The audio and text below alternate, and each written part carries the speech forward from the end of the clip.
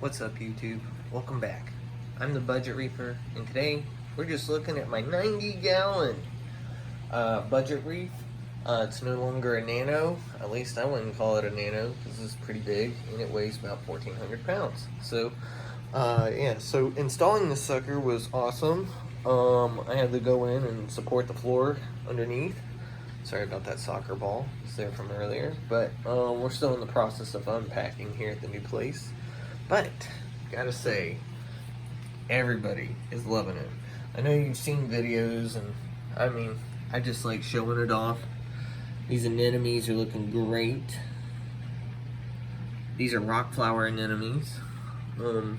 These giant pallies or zoas are really cool. They're kind of really branching out and definitely getting out there. I got some new green ones that look like they should populate pretty well, because these guys are like weeds, man. They grow strong. Same with that green star polyp. But I've been just kind of taking it easy. I've added a few fish, nothing crazy. I had one of my blennies jump out, so that sucked, or he disappeared.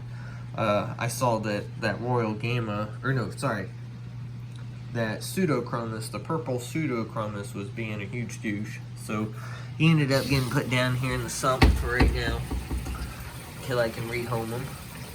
And yeah, he has to be there because he's just too aggressive. He bites all the other fish, and yeah, catching him was a real nice pain. But I had used my bottle trap and pretty much put it right where that filefish is, and kind of scared him into it. So it was pretty cool how it all worked out. But I was able to at least get him out, and so now there's way less fighting. The tank is way more copacetic. Every once in a while, these wrasses will, they'll get at each other, but it's nothing serious. It's usually just one little chase to get out of my way kind of thing. But yeah, my marble wrasse and this blenny butt heads every once in a while, but they usually get along as well. These guys, man, he's got ick, and I keep losing them because I get them and then they come into my system and then they have ick. None of my other fish have ick, except for my war paint goby, but he's had ick and gotten over it a few times now. So I'm very curious as to why those fish get it but the other fish do not. Maybe there's a disease out there that I don't know about, but yeah, it's a lot of fun, man. Once you can go into a bigger system, it is pretty cool, and it's good to use your marketplaces if you're gonna do that. Just getting hold of a used one. The things that you want to be careful of with getting a used one is you want to make sure that it's properly sealed and that there are no leaks. So far I lucked out and there are no leaks. The system works well. There are a few scratches on the glass, but hey, for $500 I'll take that. It's just some minor areas where there are scratches, and I don't know, I've heard of there are ways to get that buffed out. But I gotta say, I'm really enjoying this tank. I'm trying to see if I can't get a new LED for my right side, because right over here is where my current Orbit Marine is running, and you can tell, these are my Hippogeros, well lit, looks beautiful, and then with the current at 100% max intensity, it's pretty weak on the light spread and how bright it is. Not talking crap, it's good for fish only tanks, and that's what you would want that kind of light for. I mean, it grows my softies, but I don't think it would be enough for a SPS tank, unless you're doing them like right at the very top of the water. Either way, I still like having the current Orbit in conjunction with my two Hippogeros, which are over here. I like having it all on this display because it kind of gives it a little diverse effect, and so like I feel like it's cool for the fish too. They get like I can put on that cloudy mode, and it works, real well across this side of the tank. This side can look a little stormy, and this one can be like the bright day, so you get like that cloudy effect. It's pretty nice how they work together. So I might continue to use the Hipogero just so I can have those kind of effects, but once I get a new LED to replace at least that second Hipogero, the one that fell in the water and burnt out the white channel, that would be awesome. And I pretty much could light this whole tank with Hipogeros. I think it would take about 2 to 3, maybe even 4, just to have a good spread coverage. The thing that sucked is that dropping that one into the tank just kind of really messed it up. I would say 3 would do it well, though. Would cover the whole spread of this 90-gallon. It's I gotta say that Hipogero is definitely a powerful light. It's better to have all the depth that I have, because that means that, you know, the light intensity isn't as bright, and it's more natural to like what they would see in a reef, because in a reef your deep penetrating light is going to be blue light, because blue light spectrum penetrates the deepest. It's the wavelength that can go the deepest in the ocean. So it's the wavelength that most corals live on or thrive. So that's where you kind of have to figure out where to place your corals based on where you find them in the ocean at different depths, and that it can kind of tell you what kind of light it's really needing. Like if it needs light more in the white spectrum, or because it's closer to the surface, it might have more of a green phytoplankton or something like that that lives on the more wider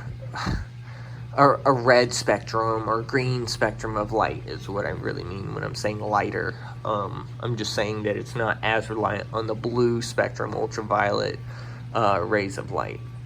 Now, I'm not a specialist. I don't know 100% everything about that. I'm just telling you from my understanding of science and my understanding of how light penetrates water and why corals might live on different shades or spectrums of light are needed for generating that chlorophyll, is because they absorb different wavelengths of light, such as green to blue, and the closer to the surface, the more likely it's going to absorb green light over blue because it's more efficient, or that's just the type of algae it chooses to host in its body, and thus that's why there's varying differences in spectrum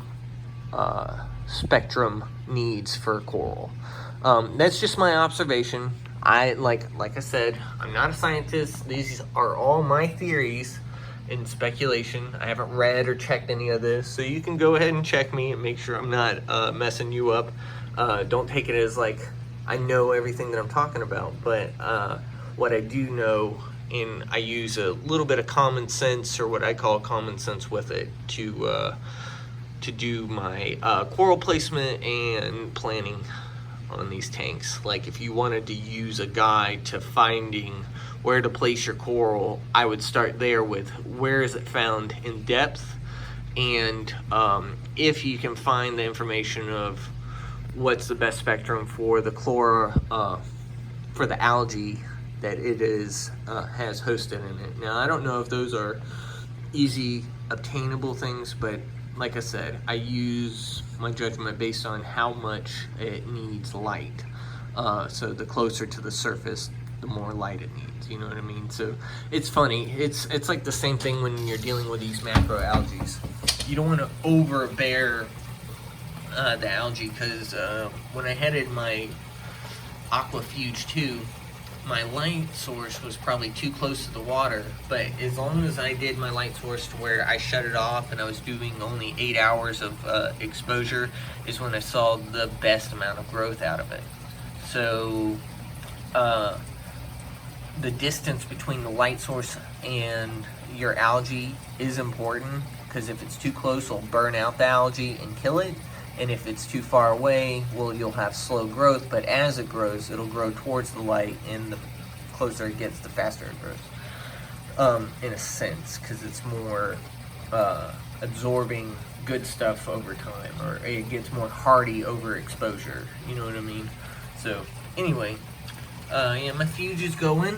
my algae is kind of exploding. I have sponges all around my pump, just trying to help mitigate anything going in there, and to also kind of you know what I mean, compartment, making a compartment for my algae over here. Now it's not perfect, and I'm using a lot of my old media to help seed and help with filtration, because I know it has all the bacteria on it from when it was in my other tanks. And yeah, this skimmer is definitely not adequate, but anything helps. And I have it set real high so that it makes a higher bubble column, because if you have it too close to the water, it seems to run a little bit too clear, and the more bubbles you have going up that channel, the more polarization you're having of the bacteria. That's my theory. Again, I'm not a scientist. I'm a scientist at heart, but not by degree. So yeah, the more bubbles you have, the more waste you're going to have pulled out. But if you have it running too wet, you're just going to pull more water out, and yeah, that's annoying. So anyway, this is just a little rundown of how I do my stuff on my tank, and me just talking a whole bunch, passing on all the little knowledge pieces that I know about reefing and making these things work. And I'm not even that great. I need to be more on a good dosing regimen and testing my water quality, because that's where you're going to have the most success, is when you're being thorough. You do water changes on a regular, but doing a water change on this thing is the last thing that I really want to do right now. I want to see if I can't make the Triton method work well for this tank, which I think it could, being that the water volume is so big. Dosing is gonna need to happen. So, and when you're looking at dosing pumps and stuff like that, check out eBay, because you can definitely find a really good deal on dosing pumps on there. Now, how well they work, I don't know, but I could say that the prices were reasonable and a little bit more affordable than what you see from a traditional saltwater store or whatnot. Sorry guys, but that's just how it is. Anyway, yeah, those are my little tips for you. And I'm glad you guys have been subscribing up and checking out my videos. I just enjoy having a good time with it and posting videos about my tank, because, I mean, it's fun to share, you know what I mean? It's fun to share. I don't like being a hog. Dang that glare. Yeah, Larry right here, who's now Lorene, because he turned into a female, because I got a smaller male. And it's pretty fun watching these two, because his mate died and he looked a little lonely, and when I put his little midnight male friend in there, they got along and bonded right away. So it was good to see at least him not alone, because I hated losing my other clown. It was one of the worst days that I've ever had in saltwater reefing, when you see one of your fish you've had for years laying on the floor. It's really disheartening, and it's just a sad moment. You feel like you failed them because you know, you didn't put the cover on all the way, or they found that one little small gap, and you're like, you know, this is a 1 in a million shot for a fish, but nope, not for that one. They found it, and it sucks. So definitely plan to have a cover over your tank, and a really good cover for sure, because having this glass cover on here definitely makes me feel more secure. Anyway, after me blabbing to you so very much and just talking my head off, I'm glad y'all are at least watching, so that's cool. Have a good day, be easy, don't get sick, and party on.